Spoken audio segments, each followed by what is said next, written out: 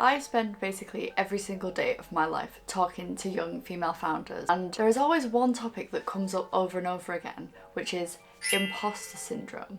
And I think we should talk about it because maybe we're getting a little bit too attached to the word imposter syndrome and maybe even hiding behind it a little bit. So if you feel a little bit called out by this video, then good.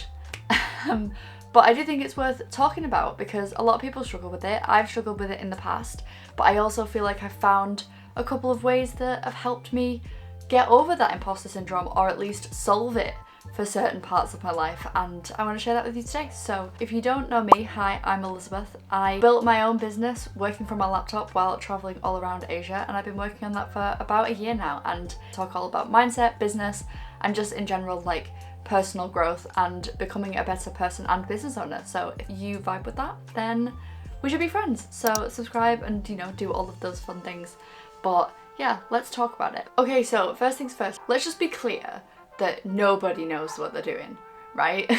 All of the people that are 10 years ahead of you, 20 years ahead of you, all of the ones that have a successful business, when you meet them and you stand opposite them at a networking event or you meet them on LinkedIn, you need to be clear on the fact that whatever they're doing currently that you think, oh my god, that is so cool, they are also sort of winging it. A sign of being a good entrepreneur is the fact that you seek out those situations where you feel a little bit out of your depth or where you feel like an imposter. Being in a situation that's sort of dicey and a little bit like, oh, I don't really know what I'm doing, is actually sort of the point. And it's a privilege that we as ambitious people can continue to seek out those sorts of scenarios. Being ready or not being imposter, like being sure in what you are doing, is actually not your decision. We almost fall into this trap of thinking that we know everything, that we know whether this is the level of knowledge that we need to have to do this thing, when actually we don't really realistically know that.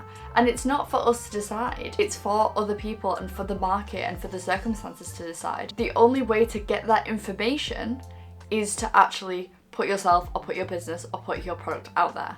I want us to be really honest with ourselves, and I'm gonna like hold your hand when I ask this question. Do you have imposter syndrome, or are you just not really fulfilling your potential? There's this element of an unpreparedness that sort of comes with imposter syndrome. Yes, of course, we'll always have to learn on the job, we'll always have to learn something new, but ultimately, all of the times where I've felt imposter syndrome, it's because I've been letting myself down somewhere, and it's been really hard to admit that, and it's really tricky to find. Don't let a lack of preparation put you in a position where you think that you're not capable of something, because there's a difference between unprepared and incapable. So don't mistake the two. If you feel like an imposter around people, then maybe there's something that everyone knows that you need to learn, and that's just an indicator. That's again like more information that you have a knowledge gap to fill, that you can now go off and learn whatever gap it is between you and the people that you feel like an imposter around.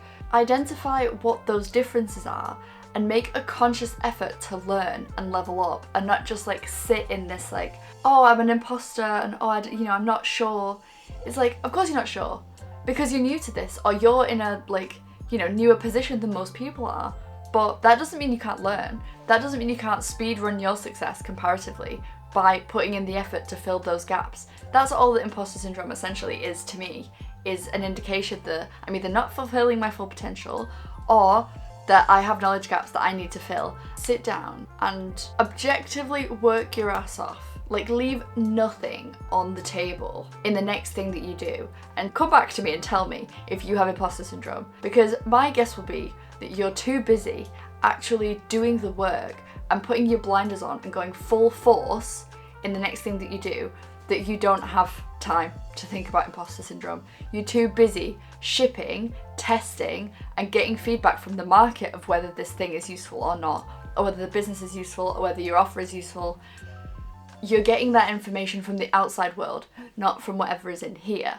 And then one final thing that I will say is that in the journey of entrepreneurship, you're gonna stand at the edge of a cliff and say, I'm not even sure if I'm capable of doing this. And you will come up against that again and again and again. Like when you're an imposter, you're not allowed to tell anyone. You're not supposed to reveal that about yourself. But being able to express that and not push those feelings down will actually allow you to remember better, being able to say out loud, not really sure if I can do this, like I feel a bit out of my depth, and then continuing on to do it anyway, that'll become something that you train, something that you're used to. You're like, oh, I get this pattern, like I understand. We can transition this view of imposter syndrome to actively embracing that and reframing it from this, you know, word or syndrome that people suffer from, to expressing just in general how we actually feel, which is we feel a little bit inadequate, or we feel like we've still got things left to learn, or we feel like we've got a knowledge gap. So if you're sort of done with struggling with imposter syndrome, then